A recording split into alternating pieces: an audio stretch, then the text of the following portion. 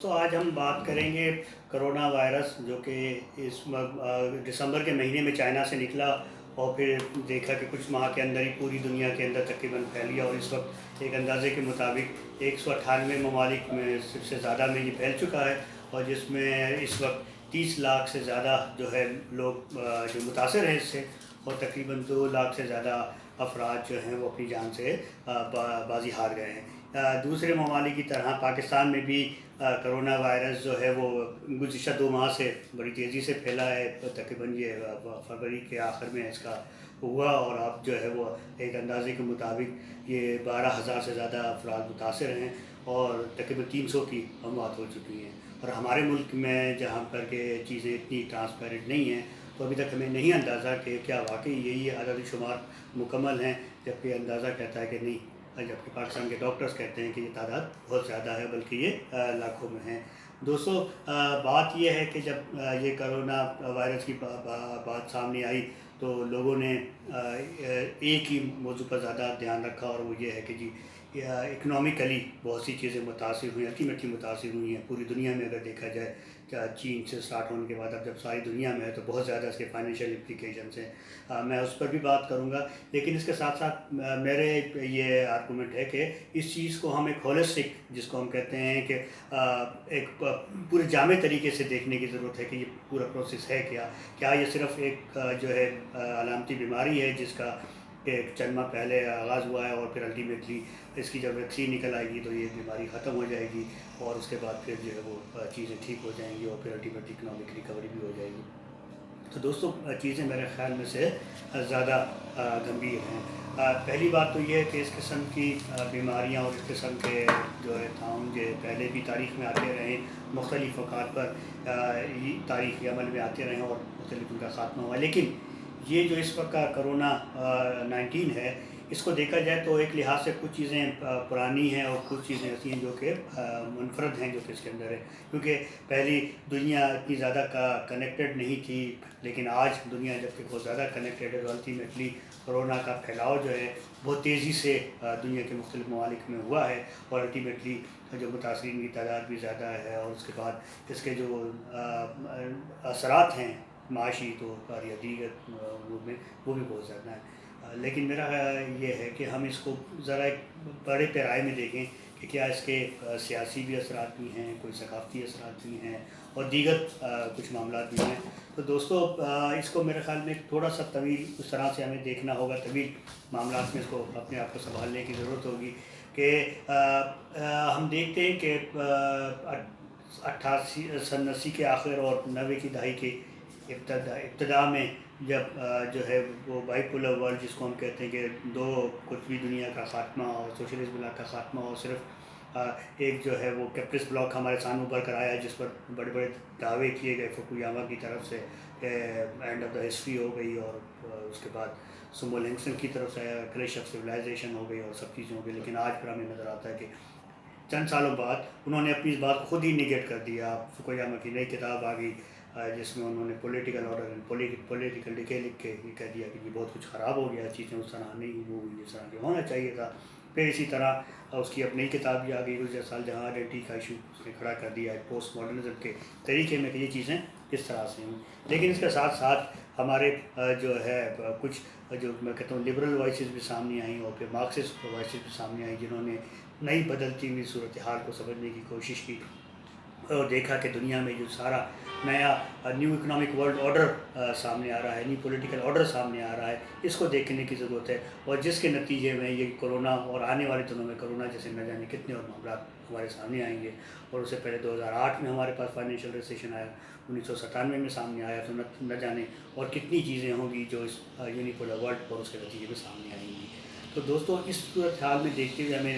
नज़र आता है कि दो तीन बहुत अहम काम सामने आए। एक तो काम हमारे पास जो सामने आया पॉल मेसन का काम है, जो मार्क्सिस्ट स्कॉलर हैं, जिन्होंने कहा कि अब हमें देखने की ज़रूरत है कि इस नई दुनिया में जहाँ पर ये सारी चीज़ें अब सो कॉल्ड कैपिटलिज्म की फतह की सूरत में सामने आई हैं, तो अब कैपिटलिज्म किस तरह इन चीज़ों को रिफ्लेक्ट करेगा और उसके नतीजे जो आज हमारे सामने हैं। दूसरा जो सबसे अहम काम आया वो इटली के मार्क्सिस्ट स्कॉलर हैं और उनका नाम है प्रोफेसर एंटोनी नागरियो। انہوں نے ایک نیا کانسیپٹ دیا، اس کو دیا امپائر، جس کو ہم کہیں شہنشاہت اور جو بھی نام آپ اس کو دینا چاہیں، ایک نیا پولیٹیکل آرڈر آیا ہے، اور ان کا خیال یہ ہے کہ یہ پولیٹیکل آرڈر جو ہے پچھلے جو ٹریڈیشنل ایک جو قومی ریاست کا تصور تھا اس کو انڈو کرتے ہوئے جو ہمیں ایک کانسیپٹ دیا گیا تھا کہ گلوبلائزیشن کی ورلڈ ہوگی، یہ گلوبلائز ورلڈ ہوگی، عالمگیریت ہوگی، جس کے اندر نیشن اسٹیٹس جو ہے بے معنی سی ہو جائیں گی اور ایک نیا آرڈر سامنے آئے گا. لیکن ان کا خیال ہے کہ چیزیں اس طرح گئی نہیں ہیں. گزشتہ کچھ عرصے میں جہاں ایک طرف گلوبلائزیشن کی بات ہوئی ہے تو وہ گلوبلائزیشن بھی بڑی ایک محدود دائرے کے اندر ہمارے پاس سامنے آئی ہے. اس کے جو امپیکٹس ہیں وہ بڑے محدود ہیں، اور عام آدمی کو، تمام لوگوں کو بائی اینڈ لارج اتنا اس طرح سے فائدہ نہیں ہوا. لیکن ان کا دوسرا جو آرگومنٹ ہے، ان کا آرگومنٹ یہ ہے کہ یہ جو نیا تصور آیا تھا کہ ایک نیا پولیٹیکل آرڈر ہوگا جس کو نیو ورلڈ آرڈر کا نام گیا تھا امریکہ کی طرف سے، ان کا خیال ہے کہ یہ نیو ورلڈ آرڈر بھی کام نہیں کر سکا، کیونکہ جو نئے جو حالات اور جو نئے تضادات سامنے آئے، جو نئی صورتحال سامنے آئی، تو نیو پولیٹیکل آرڈر بھی کام نہیں کر سکتا. اس لیے ہم آپ اس وقت دیکھ رہے ہیں کہ پوری دنیا میں ایک جو ہے وہ کیوس کی صورتحال ہے. اور دوسرا ان کا کہنا ہے کہ یہ جو نیو پولیٹیکل آرڈر جس کو سامنے آنے چاہیے تھا وہ تو نہ آ سکا، لیکن جو ایکچوئل ہمیں نظر آ رہا ہے کہ وہ ایک نیا اکنامک آرڈر سامنے آ گیا، اور نیا اکنامک آرڈر اتنا انفلوئنس جو اتنا افیکٹو ہے، اتنا پاورفل ہے کہ اس نے اس نیو پولیٹیکل آرڈر کو اپنے ڈومین میں لے لیا، اپنے زیر اثر لے لیا، اور اب تمام فیصلے جو ہیں پولیٹیکل آرڈر نہیں کر رہا بلکہ اکنامک جو آرڈر ہے وہ کر رہا ہے. اور اس کو وہ بیس بناتے وہ بتاتے ہیں کہ جس کی سب سے جو اہم ریفلیکشن ہے وہ یہ ہے کہ جب یہ دوسری عالمی جنگ سے لے کے 1990 تک جب دنیا دو جو ہے قطبی دنیا تھی، بائی پولر ورلڈ تھی، تو اس وقت سوشلسٹ بلاک کے اثر کو ظاہر کرنے کے لیے جو سرمایہ داری تھی اس نے ایک نیا کانسیپٹ دیا تھا جس کو ہم کہتے ہیں ویلفیئر اسٹیٹ یا فلاحی ریاست کا تصور سامنے دیا تھا، جس کے اندر مکس اکانومی تھی اور کافی چیزوں کے لیے ریاست ذمہ دار تھی. لیکن ان کا یہ کہنا ہے کہ یہ جو نیا اکنامک آرڈر آیا جس کو ہم کہتے ہیں نیو لبرل اکانومی اور نیو لبرل آرڈر، اس نیو لبرل آرڈر نے بالتدریج آہستہ آہستہ گریجولی یہ جو ویلفیئر اسٹیٹ کا کانسیپٹ ہے اس کو بڑا ویک کر دیا ہے. اب ریاست جو ہے اس نے اپنے ایون کے مغربی ممالک میں بھی ریاست نے جو بنیادی شہری ذمہ داریاں تھیں، شہریوں کی جو حقوق تھے، جو ان کی جو بنیادی ضروریات تھی، ان سے بھی اپنا دامن جو ہے وہ صاف کرنا شروع کر دیا، ان سے اپنے آپ کو الگ کرنا شروع کر دیا، جس میں تعلیم ہے، جس میں صحت ہے. وہ کہتے ہیں کہ جب اس ساری صورتحال کے اندر جب ریاست نے اپنے ہاتھ جو ہے وہ دھونا شروع کر دی اور کہا کہ جی اب ہم اس طرح سے پینشن بھی نہیں دیں گے، ہم اس طرح سے جو ہے وہ آپ کو سوشل سیکیورٹی بھی پرووائڈ نہیں کریں گے جو کہ ایک فلاحی ریاست کا ذمہ داری تصور کی جاتی تھی. تو اس دوران ایک نیا جو کرائسس سامنے آئے، ان میں سے ایک جو میجر کرائسس سامنے آیا ہے وہ آیا ہے ہیلتھ انشورنس کا. کیونکہ جب ورکرز کی اور سب کی جب اس ریاست نے اپنی ذمہ داری ہٹا لی، تو جب وہ ریاست نے اپنی ذمہ داری ہٹا لی تو الٹیمیٹلی وہ ریاست نے امپلائز کے ہاتھ میں، جس کو ہم کہتے ہیں حاضروں کے ہاتھ میں دے دی، کمپنیوں کے ہاتھ میں دے دی، سب کچھ دے دی. تو اب الٹیمیٹلی یہ جو ورلڈ ہیلتھ انشورنس سسٹم آیا ہے وہ ایک پیرالل اکانومی بن گیا ہے، اور اس پیرالل اکانومی کا ڈائریکٹلی تعلق ہے جو آج ہمیں کرونا کی صورت میں نظر آیا ہے. کیونکہ اس کا ڈائریکٹ تعلق ایک دوسری چیز ہے، اور وہ ہے فارماسیوٹیکل انڈسٹری. فارماسیوٹیکل انڈسٹری کیونکہ اب جب فری اکانومی میں موو کر رہی ہے، فری اکانومی کے تحت ریوالو کر رہی ہے، تو پھر لامحالہ فارماسیوٹیکل انڈسٹریز کے لیے اب وہ ادویات بنانا، وہ ریسرچ کرنا بے معنی ہو جاتا ہے، جس کا کہ فائدہ عام آدمی کو بھی پہنچے. کیونکہ ان کی خواہش ہوتی ہے کہ وہ ادویات بنائیں، وہ ریسرچ کریں، جس سے کہ جو کہ ایلیٹ یا مڈل کلاس کی ضروریات کو پورا کرنے کے مددگار ثابت ہو. کیونکہ ان کی افورڈنگ پاور ہوتی ہے، ان کے جیب میں پیسہ ہوتا ہے، وہ چیزیں خرید سکتے ہیں، مہنگی چیزیں بھی خرید سکتے ہیں. اس لیے جو نیو جو اکنامک آرڈر ہے اس کے اندر فارماسیوٹیکل کمپنیز نے اپنی توجہ بجائے ان چیزوں پر تحقیق کرنے کے جس کا کہ عام آدمی کو فائدہ پہنچا، انہوں نے ان چیزوں پر تحقیق کرنا شروع کر دی جو کہ مڈل کلاس یا اپر مڈل کلاس کی جو خود ساختہ ضروریات ہیں اس کو پورا کرنے کے قابل ہوں، جن میں بیوٹیفیکیشن کی کریموں سے لے کے باڈی ریلیکسنٹ ہیں، انرجائزر ہیں، اس قسم کی چیزیں ہیں جو کہ عام آدمی کی ضروریات سے باہر ہیں. اور اس کے نتیجے میں ہم نے دیکھا کہ عام تحقیق جو ہے، جو ہم کہتے ہیں سائنٹیفک تحقیق جو ہے، وہ اس پیرا سے باہر ہو گئی ہے، اور اس کے نتیجے میں آپ نے دیکھا کہ اس وقت جو اسی صورتحال کو دیکھتے ہوئے جو ٹرمپ نے جو بات کی ہے گزشتہ ہفتے، اس نے کہا کہ جی ہم ڈبلیو ایچ او کی امداد، مالی امداد بند کر دیں گے، امریکہ جو ہے اس کا ایک بڑا اسپانسر ہے، 26% شیئر وہ دیتا ہے، اس نے کہا ہم امداد بند کر دیں گے۔ اب اگر آپ اس بات پر غور کریں، آپ کو نظر آئے گا ڈبلیو ایچ او یا یونیسیف یا باقی جو ادارے ہیں، الٹیمیٹلی ان کا زیادہ تر کام ان ممالک میں ہے جو کہ ترقی پذیر ممالک ہیں، جو کہ نسبتاً جو ہے غریب ممالک ہیں، اور ان کی تحقیق سے ان کو فائدہ ہوتا ہے۔ اب جب اگر کیونکہ نئے ورلڈ آرڈر کے اندر جب یہ نظر آتا ہے کہ ہم اپنا پیسہ جو ہے غریب آدمی پر کیوں خرچ کریں، جو کہ ہماری جو ہے منڈی کے لیے فائدہ مند نہیں ہے، جو کہ ہماری بنائی ہوئی چیزوں کو خرید کرنے کے لیے ان کے پاس گنجائش ہی نہیں ہے، تو ہم ان کی کیوں مدد کریں؟ تو اس صورتحال میں یہ جو ٹرینڈ نظر آ رہا ہے، یہ جو ٹرینڈ نظر آ رہا ہے، یہ بڑا بھیانک ہے۔ اس کو سمجھنے کی ضرورت ہے کہ یہ چیزیں کس طرح سے انفولڈ ہوں گی اور آنے والے معاملات میں کس طرح نقصان پہنچائیں گی۔ دوسرا جو مجھے اس کے اندر جو ہم بات کرنا چاہیں گے، وہ ہم یہ بات کرنا چاہیں گے کہ اس کے یہ جو کرونا وائرس آیا ہے، اس کی بہت ساری جو ہے وہ چیزیں جو ہیں ہم پر واضح ہونا شروع ہو گئی ہے کہ اس سے پہلے جب یہ ہم نے بات کی 1980 کی دہائی میں اور 1990 کی دہائی میں، جب نیو لبرل پولیٹیکل آرڈر آیا یا نیو لبرل اکنامک ماڈل آیا، تو انہوں نے کہا کہ ہم جو کچھ بھی ہم ایک پیسفل دنیا قائم کرنا چاہتے ہیں، ہم ایک پرامن دنیا قائم کرنا چاہتے ہیں، جس میں اب تک کیونکہ فقہ جامع کے مطابق سب تضادات ختم ہو چکے تھے، سب جو ہے وہ چیزیں بہتر ہو چکی تھی، تو اب ضرورت نہیں تھی۔ لیکن جو پروفیسر ناگری کا خیال ہے کہ اگر ہم آپ دیکھیں کہ یہ جو نام نہاد نعرہ تھا پرامن دنیا قائم کرنے کا، یہ پرامن دنیا قائم کرنے کا نعرہ خون میں نہایا ہوا نعرہ ہے، جس میں ہر طرف جنگ و جدل ہے۔ ان کا خیال ہے کہ 1990 80 سے لے کے آج تک دنیا میں جتنی جنگیں ہوئی ہیں، جتنی تباہی ہوئی ہے، شاید دوسری جنگ عظیم کے بعد جو پہلے کبھی اتنی پیمانے پر تباہی نہیں ہوئی، اتنے پیمانے پر جو ہے لوگوں کی مائگریشنس نہیں ہوئی، اتنے لوگوں کی ڈسپلیسمنٹ نہیں ہوئی، جس کے نتیجے میں بڑی بھیانک چیزیں سامنے آئی۔ یہ ہمیں ابھی سمجھنے کی ضرورت ہے کہ جب اس قسم کے تضادات سامنے ہیں، تو الٹیمیٹلی ہمارا فوکس جو ہے وہ ہیلتھ، تعلیم اور ان چیزوں سے پیچھے ہٹتا چلا جا رہا۔ حالت یہ ہے کہ مغرب میں جہاں تعلیم فری تھی اپنے لوگوں کے لیے، وہاں بھی کافی حد تک یہ سہولتیں وڈرا کر لی گئی ہیں، اور جو قرض کے نام پر تعلیم دی جا رہی ہے، اور غریب ممالک سے جو طلباء وہاں پڑھنے جاتے تھے، جہاں فری تعلیم تھی، سب کچھ تھا، آج وہ بالکل ختم کر دی گئی ہے، بلکہ بہت زیادہ مہنگی فی کی لی جا رہی ہے، ان سے زیادہ فی لی جا رہی ہے۔ تو اس کا مطلب یہ ہوا کہ جو آپ نے نعرہ لگایا تھا کہ یہ سب چیزیں بہتر ہوگی، وہ بہتر نہیں بلکہ زیادہ بھیانک ہوتی چلی جا رہی ہے۔ تو یہ ایک اور جو ہے میرے خیال میں ایک اور چیزیں سمجھنے کی ہیں جو کہ ہمیں سمجھنا چاہیے۔ اس کے ساتھ ساتھ جو سب سے جو نقصان دہ چیز سامنے آئی ہے، وہ یہ آئی ہے کہ جب یہ ویلفیئر اسٹیٹ کا کانسیپٹ وڈرا ہوا ہے، تو اس کے نتیجے میں معاشروں کے اندر جو ہے وہ ایک فرسٹریشن کا ماحول بڑھا۔ اسی لیے آپ کو نظر آئے گا کہ مغربی ممالک کے اندر جو نئے تضادات سامنے آئے ہیں، اور نئے تضادات نے ایک بھیانک صورت کو ہمارے سامنے پیش کیا ہے، اور اس کے نتیجے میں چیزیں جو ہے وہ بھیانک ہو چلی ہیں۔ کرونا وائرس نے کئی چیزیں ہمارے پاس سامنے کی ہیں۔ مثلاً اگر ہم دیکھیں تو کئی ایسے نئے تضادات سامنے لائے گئے ہیں جن کا یا تو پہلے وجود نہیں تھا یا ان کی اتنی اہمیت نہیں تھی، لیکن وہ وقت کے ساتھ بڑھتے چلے جا رہے ہیں۔ مثلاً جو بات کی جاتی ہے کہ کرونا وائرس نے کئی چیزوں کو جنم دیا، آپ دیکھیں کہ کئی نئے کانسیپٹ سامنے آئے۔ مطلب ٹرمپ صاحب فرماتے ہیں کہ یہ جو میڈیا یہ سب جھوٹ بولتا ہے، اس نے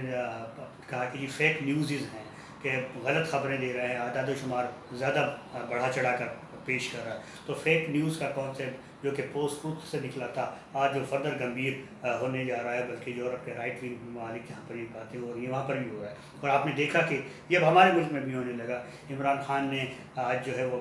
پرسوں جو ہے اپنے صحافیوں سے بات چیت میں کہا کہ ہمارا میڈیا جو ہے وہ الٹیمیٹلی خوف پھیلا رہا ہے، اور سب چیزیں جو ہے وہ بڑا چڑھا کر پیش کر رہا ہے، ایسی کوئی چیز نہیں ہے۔ تو یہ ہمیں بتایا جا رہا ہے کہ اب کس طرح جو ہے وہ میڈیا کر رہا ہے۔ دوسرا کانسیپٹ جو ہمارے پاس سامنے آیا ساری اس ڈبیٹ کے اندر، وہ ہے کانسپیرنسی تھیوری، کہ جس کو ہم کہتے ہیں سازشی نظریے، کہ جب یہ چائنا میں تھا تو امریکہ اور باقی ممالک ان کا مذاق اڑا رہے تھے، ان کا خیال تھا کہ یہ تو چائنا کا وائرس ہے، اور جب یہ پھیل کر امریکہ اور وہاں پہنچا تو پھر امریکہ نے کہنا شروع کر دیا کہ چائنا نے بڑی سازش کے تحت ہمارے ملک میں اس کو داخل کر دیا ہے، جبکہ چائنا میں تھا تو چائنا کا خیال تھا کہ امریکہ نے اس وائرس کو بنا کر جو ہے وہ چائنا میں امپورٹ کیا اور اس کی وجہ سے چیزیں ہوئی ہیں۔ تو ایک نیا نظریہ آیا ہے کہ مسائل کو حل نہیں کرنا بلکہ اپنی عوام کی توجہ بٹا کے اب جو ہے وہ دھیان اس طرف لگانا ہے کہ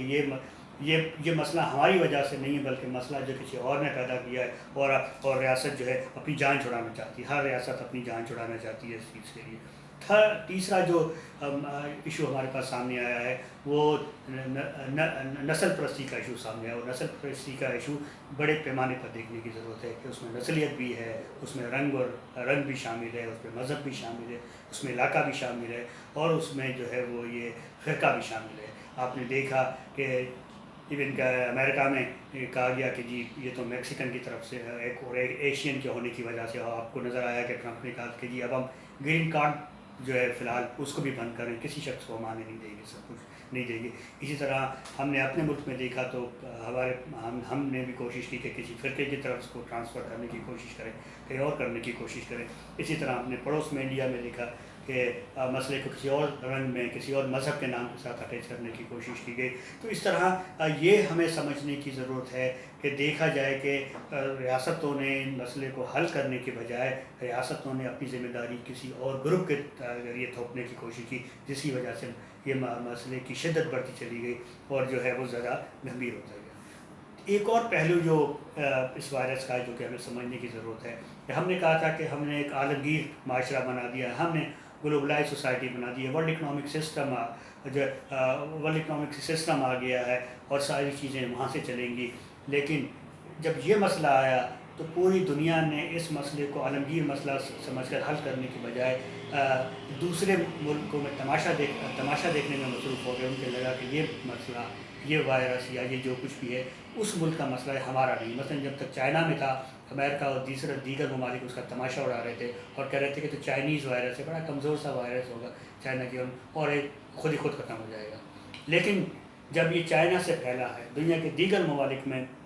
چلا گیا ہے، تو پھر جو ہے سمجھ میں آیا کہ نہیں، یہ تو ایک عالمگیر مسئلہ ہے۔ لیکن افسوس کی بات یہ ہے کہ ریاستوں نے اس مسئلے کو اپنی طرف سے حل کرنے کی کوشش کی، لیکن تمام انسانیت کا مسئلہ سمجھ کر انسانی بنیادوں پر، جس کو ہم کہتے ہیں گلوبلائز ورلڈ کا گلوبلائز ریسپانس ہونا چاہیے تھا، وہ ریسپانس نہ ہوا، بلکہ اس وجہ سے ہمیں نظر آتا ہے کہ ان مسائل اس کرائسس کو جتنا حل کرنے کی کوشش کی گئی اس کا نتیجہ جو ہے وہ بہتر صورت میں نہیں نکلا، بلکہ ملٹیپل چیزیں ہوتی چلی گئی۔ تو یہ بھی ایک میرے خیال میں بڑا امپورٹنٹ ایشو ہے کہ ہمیں دیکھنا پڑے گا کہ ہم نے کس طرح سے اس چیز کو سمجھنے کی کوشش کی اور یہ مسئلہ جو ہے کیا جو ہے وہ اس طرح سامنے آیا۔ ایک اور جو اس سے جڑی ہوئی بات ہے وہ بھی ہمیں دیکھنے کی ضرورت ہے، وہ یہ ہے کہ ہم نے کہا تھا کہ جی ہم تو جو سرمایہ داروں دنیا نے کہا تھا کہ ہم تو ایک نیو لیبرل اکانومی کے تحت ایک گلوبل اکانومی بنانے جا رہے ہیں، ایک گلوبل مارکیٹ بنانے جا رہے ہیں، لیکن آج کورونا اور اس جیسے مسئلے نے تو ایک نئی ڈائریکشن دے دی اور لگتا ہے کہ ہم نے گلوبل مارکیٹ نہیں بنائی بلکہ ہم تو گلوبل جو ہے ہاسپٹل بنانے جا رہے ہیں، ایک گلوبل ہسپتال بنانے جا رہے ہیں جہاں ہر طرف مریض پھیلے ہوئے ہوں گے، ہر طرف وہ لوگ ہیں جو اس ظالمانہ نظام کا شکار ہوں گے، جو کہ اس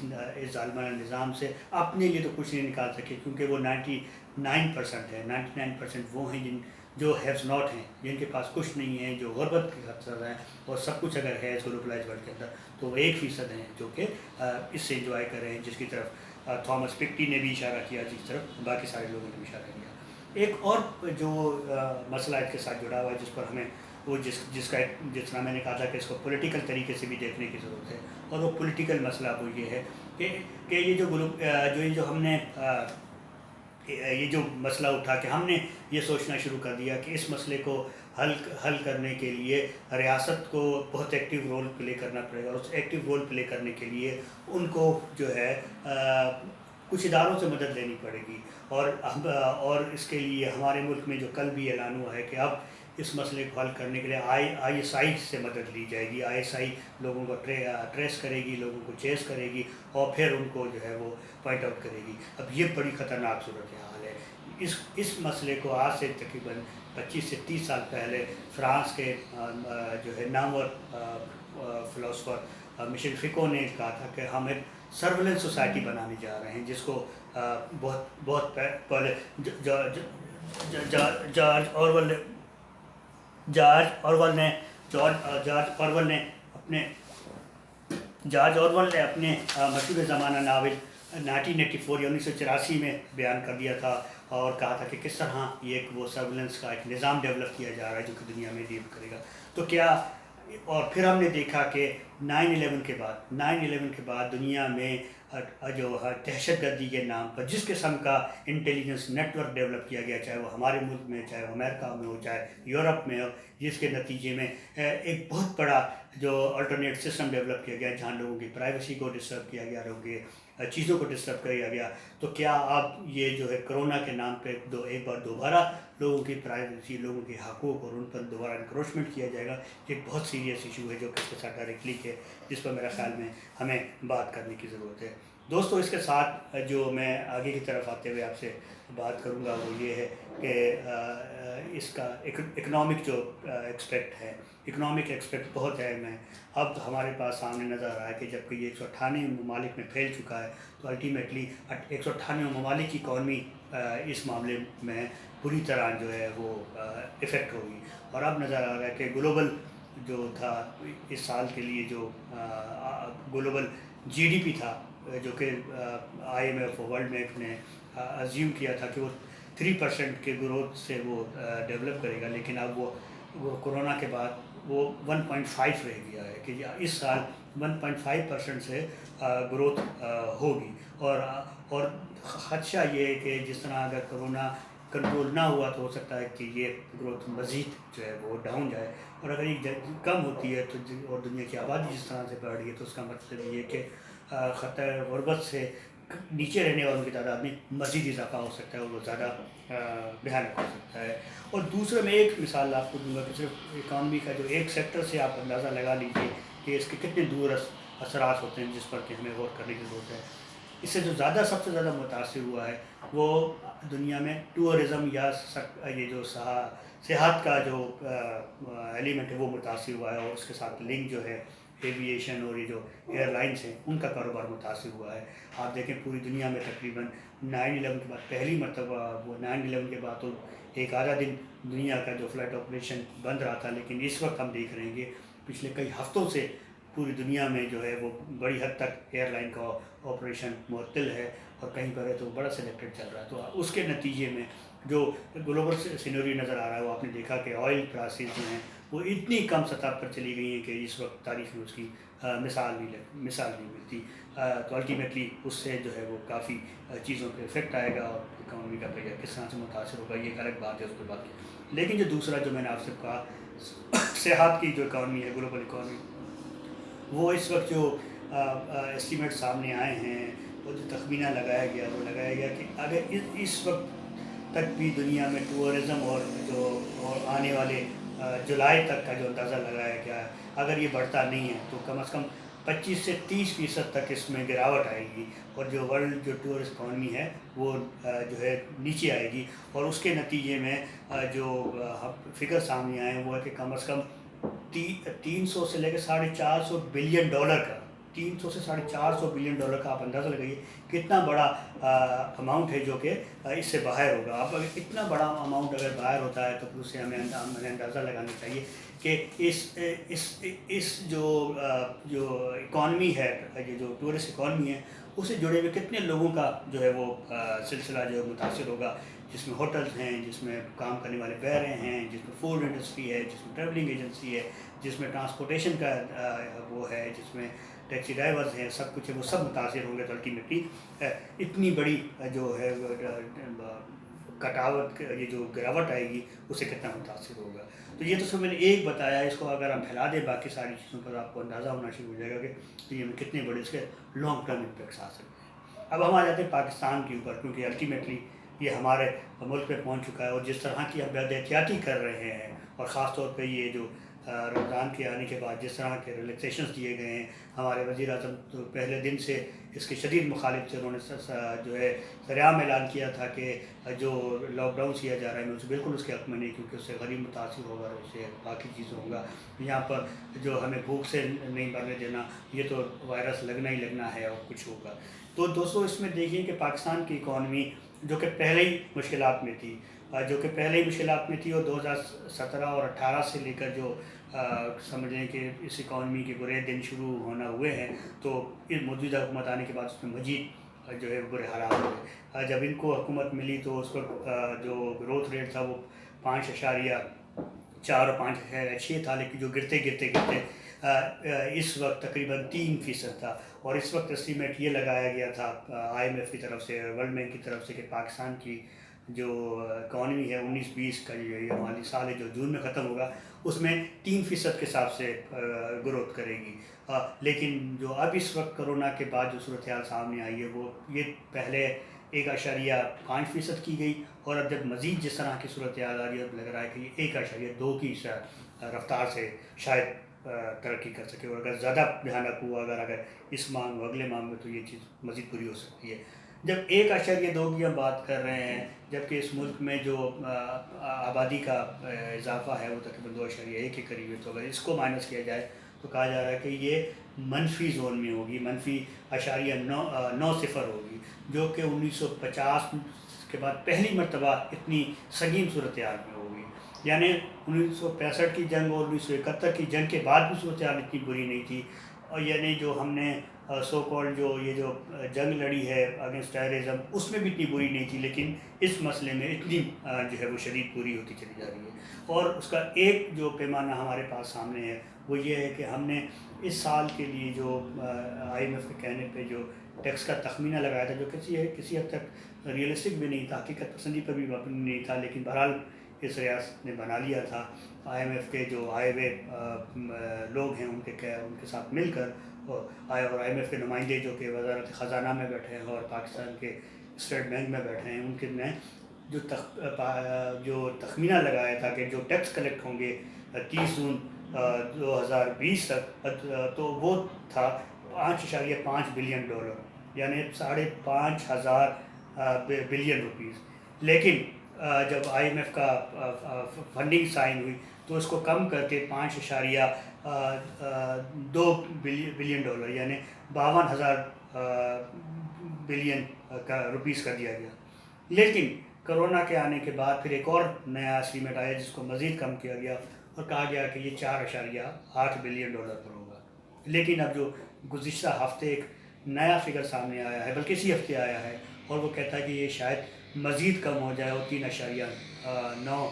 بلین ہوگا. اب تصور کیجئے اس میں 40% جو ہے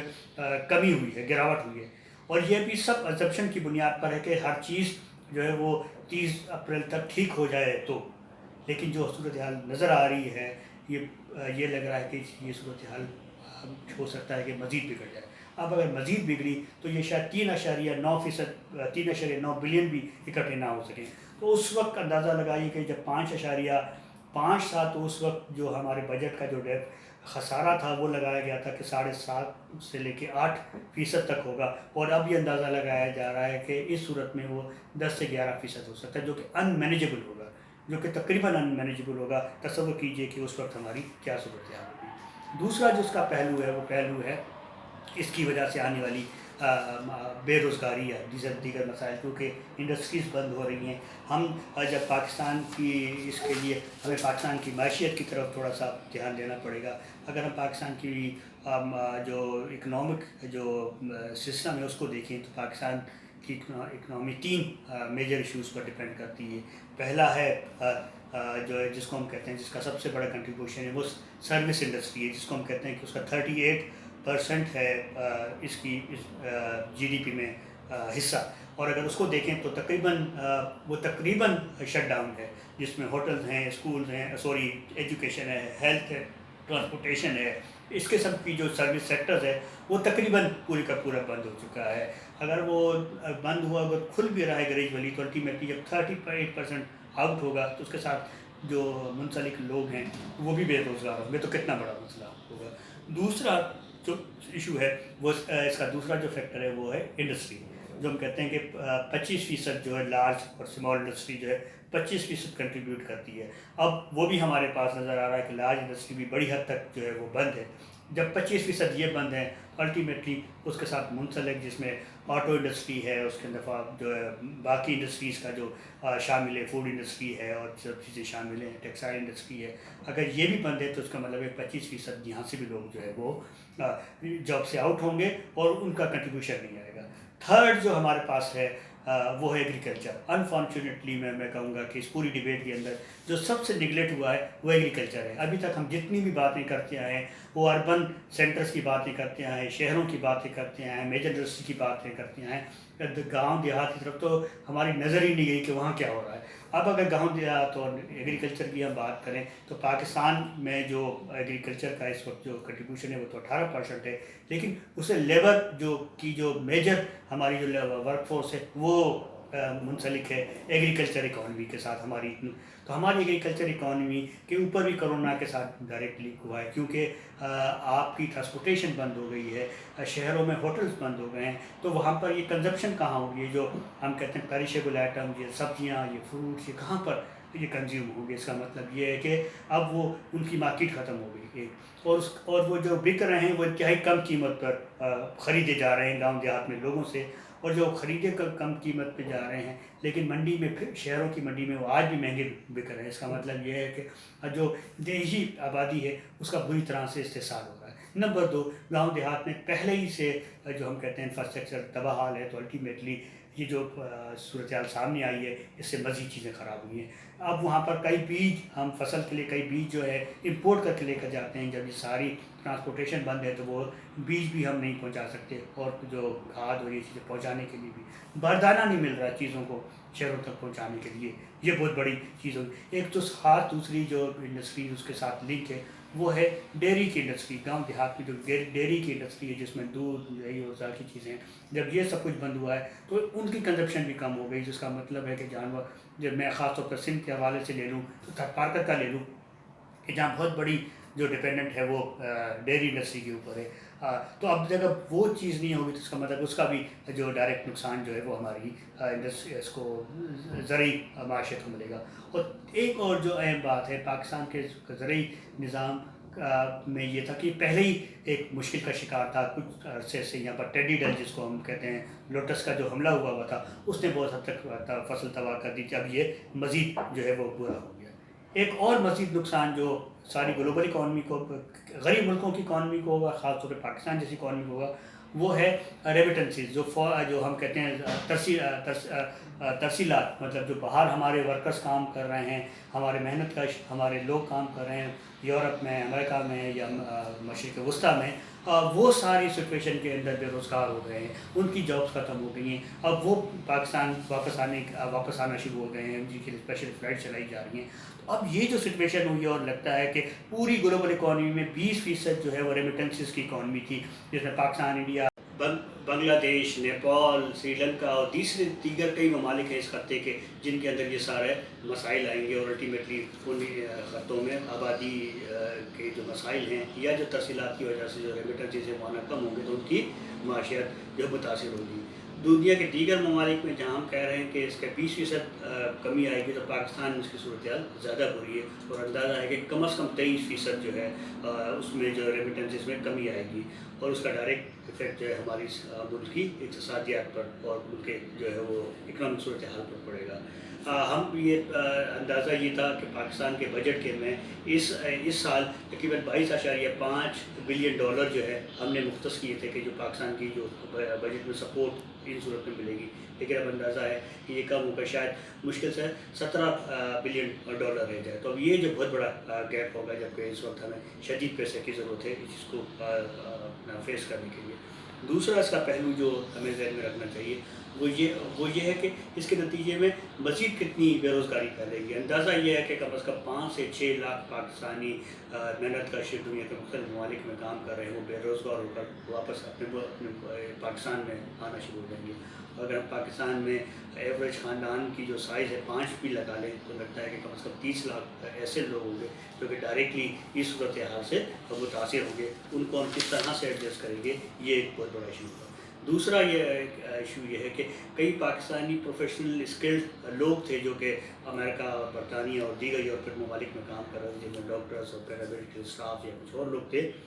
اور وہ بھی کرونا کی وجہ سے جو ہے اپنی جان سے گئے۔ اس کا مطلب یہ ہے کہ اب ان کے ریمیٹنس بھی آنا کم ہو جائیں گے، ان کی فیملی ممبرس کیا وہ پاکستان آئیں گے اور یہاں کے رہیں گے، یہ بھی ایک بہت بڑا ایشو ہوگا۔ اس کا مطلب یہ ہے کہ جو ایک فورن آپ کو جو سپورٹ تھی بجٹ کی، وہ بھی وڈرا ہو جائے گی۔ اب اس صورتحال کے اندر دیکھیں تو